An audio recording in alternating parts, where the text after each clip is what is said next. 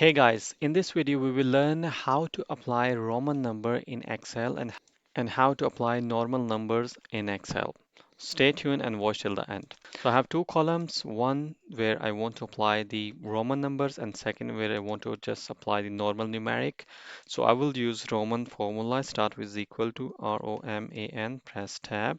First I will use the sequence formula within a Roman formula, SEQU, press tab.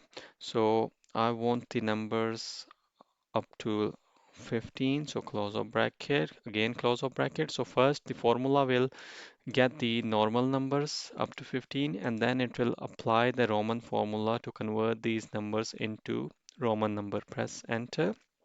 You can see now the Roman number up to 15 have been applied. So if I just want the normal sequence, in numbering, so start with equal to SEQU, press tab and 15, close of bracket, press enter. It will apply the normal numbers next to the Roman number. So this is how you can quickly apply the Roman number in Excel. Hit the like button if you like this video.